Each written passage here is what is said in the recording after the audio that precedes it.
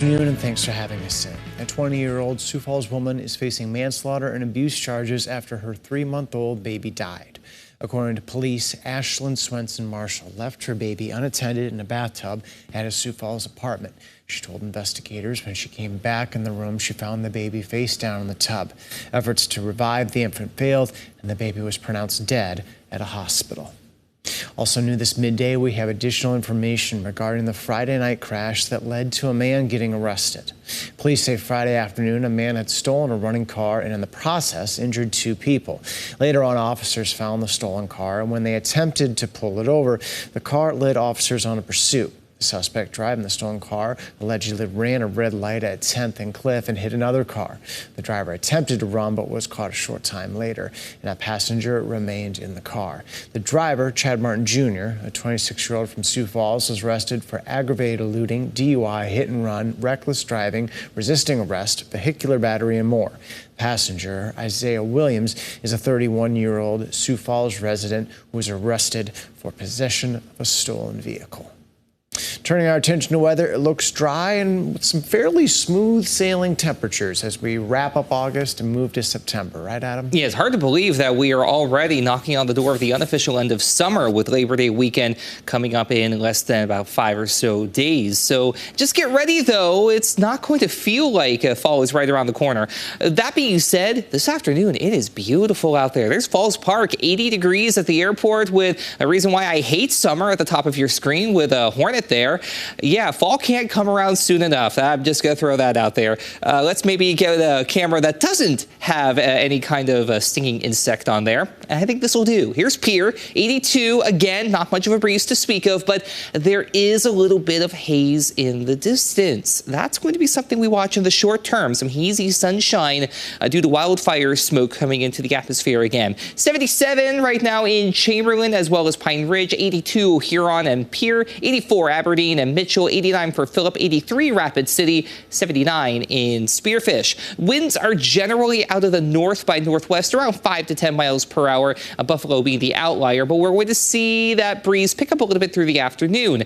Dew points for now in the low to mid 60s, but that's with a stationary front that's going to gradually move eastward as a cold front and getting on out of here. As it does, that northerly flow takes over and we'll get that drier, more comfortable air mass in place. So we really don't have a whole lot of active weather to talk about beyond that. The rest of the forecast, I'm going to have to say, is pretty plain. So just going to throw that one out there. Mid to upper 80s for high temperatures, basically across the board. Plenty of sunshine to go around, regardless of if you are East River or West River. And personally, now and again, as much as I love sunshine, I do like watching the puddles gather rain, but I am going to have to be rather patient. And you might start hearing me complain that there's no rain in the forecast. In fact, it's going to be rather dry headed into the start of September. More on that coming up in your extended forecast. All right, thank you, Adam. Now that school is in session, many people are ready to turn the page to fall. That includes the owners of Amazing Acres Pumpkin Patch near Yankton, who are now getting ready to open for their 4th season hosting fall festivals on their family farm. But their unique attractions and pumpkins are quickly becoming a regional destination for fall visitors. Out of the 15,000 in the last year, it was about 30% were local from Yankton itself. And so we're seeing lots of people coming from Nebraska, from Iowa, and then I think overall 70% is from South Dakota, and the other 30% is outside of South Dakota. We'll show you the creative attractions they keep adding each year and what this new fall tourist destination means for the Yankton community coming up in tonight's Eye on Keloland at 10 o'clock. A decade later, Simone Biles is still on top. The gymnastics star has won her record 8th U.S. championship. Biles, now a 26-year-old newlywed, considered perhaps the greatest of all time, posted an all-around 2-day total of 118.40. Biles will next compete at the World Championships in Belgium this fall, where she will look to add to her record total of 25 medals at the meet. We want to bring you the latest on a disturbing act of violence in Florida over the weekend, another racist attack in America. The FBI is investigating the deadly shooting at a Dollar General in Jacksonville on Saturday as a hate crime. President Joe Biden condemned the shooting, saying, quote, "White supremacy has no place in America." Manuel Bojorquez is in Jacksonville. In times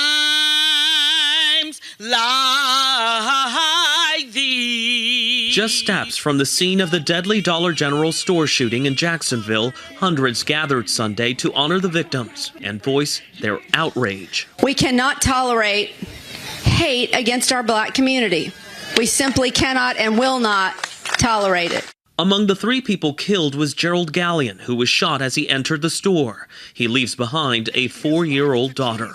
How do you even begin to explain to her what happened? We haven't. You haven't? She doesn't know yet. Oh, I'm so sorry. We're trying to figure out the words to tell her because she was a daddy's girl. LaTiffany Gallion is the victim's sister. He was a loving guy. A loving guy. He was a devoted father. He'd do anything for his daughter.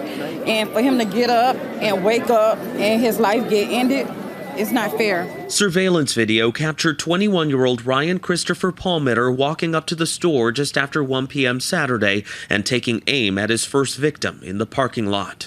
Authorities say he wore a face covering, latex gloves, and a bulletproof vest under his shirt. He was also armed with 2 firearms, including an AR-15 semi-automatic rifle covered with swastikas.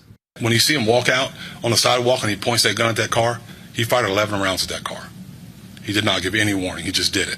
Authorities say during the shooting, the gunman, who lived with his parents, texted his father and told him to break into his bedroom. There, his father found a suicide note, a will, and writings Jacksonville Sheriff T.K. Waters described as racist. The manifesto is quite frankly, the diary of a madman. He was just completely irrational. Before the shooting, authorities say the gunman was spotted at Edward Waters University. That's less than a mile from the store here. He was spotted by a security guard who thought he looked suspicious. That guard alerted a nearby deputy, and that deputy was just about to alert others when the shooting happened. Manuel Bojorquez, CBS News, Jacksonville.